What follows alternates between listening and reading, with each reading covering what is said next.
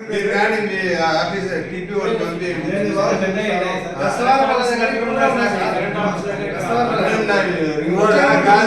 Medical college ఉన్న వల్ల కూడా ఉన్నాయి. తిరుపతి నుంచి ఎంటర్ అయితేనే నేను అతనికి చెప్పాను.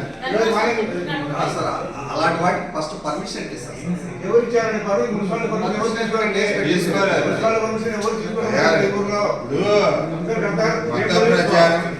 మత ప్రచారానికి మనం ఏమన్నా కట్టిన తర్వాత మేము పెట్టాము తీయాలి.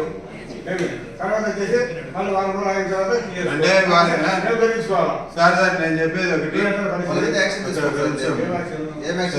అంటే సపోజ్ ఉండండి, ఇప్పుడు వాళ్ళ ఇష్టం ఎవరికైనా ఎవరి ఇష్టం వచ్చిన పోస్టర్స్ పెట్టచ్చా?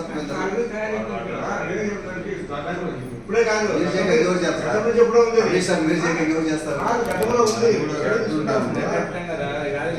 మన కట్టకపోతే పార్టీ అదేంటి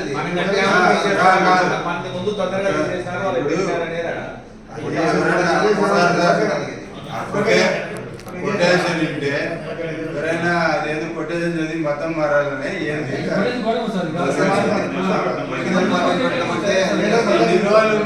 అధికార పార్టీ వాళ్ళు ఏమైనా పాత అధికార పార్టీ వాళ్ళు ఉన్నారు, వాళ్ళని మున్సిపాలిటీలో వాళ్ళ మెజార్టీ ఉందని వాళ్ళ మాట్లాడుతున్నారా లేకపోతే ఏం చెప్పండి. మరి ఇంకా ఎందుకు ఇంత డిలే చేస్తున్నారు? ఇప్పుడు కూడా అదే మాట్లాడుతున్నారు కదా, వాళ్ళకి గౌరవం ఇవ్వాలి. ఇక్కడ ఈ ఊరు పరిస్థితి అర్థంగా ఉంది. మీకు ఓపెన్ చెప్తున్నాను నేను, ఈ ఊరు పరిస్థితి మొదటి నుంచి అక్కడ తయారు చేస్తున్నా. ఇప్పుడు నేను అన్ని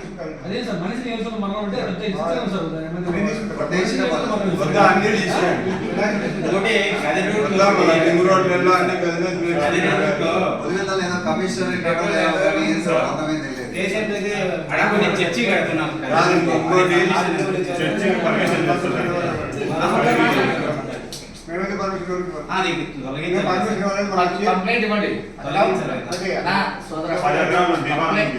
కంప్లైంట్ ఇవ్వండి, దాని అనాథ చూడండి తొలగించకుండా అంటే అప్పుడు మళ్ళా తీసేద్దాం.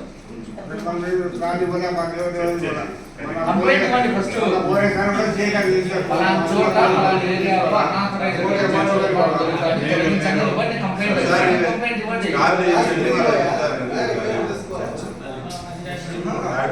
పర్మిషన్ లేకుండా కట్టారు కదా,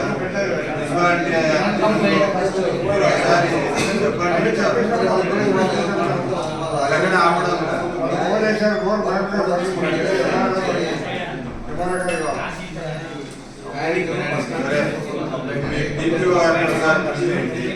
ఆయన ఎవరికి మాకు సమాధానం ఎప్పుడంటే ఆయన నేను మీరు ఇంట్లో నుంచి డబ్బులు ఇస్తున్నారా అని అంటున్నాడు. ఇంట్లో నుంచి కాకుండా వాళ్ళ ఎవరైనా నాకు నేను కూడా ఒక పొలిటికల్ పార్టీలో పిలిపియండి ఒకసారి మాట్లాడతాను. మాకు సమాధానం చెప్పండి. మా కమిషనర్ ఏదైనా చెప్తే చేస్తాను అంటున్నాడు.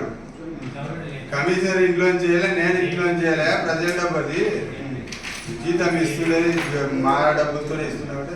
మీ ఇంట్లో నుంచి ఇస్తాను అన్న అన్నాడు. మా ఇంట్లో నుంచి రారా పని చేస్తున్నా, ఆ ఇంట్లో వచ్చి ఇస్తాను శాలరీ అని చెప్తున్నాను. నేను మీ దగ్గర చెప్తున్నాను, నమాజ్ చేస్తాడే ఒకసారి పిలిపియండి చెప్తాను.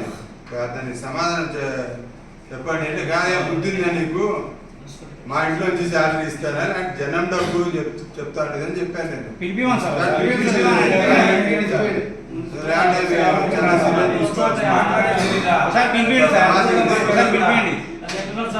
ఎవరు మాట్లాడుతున్నారు, గౌరవం అనేది ఉండాలా లేదా?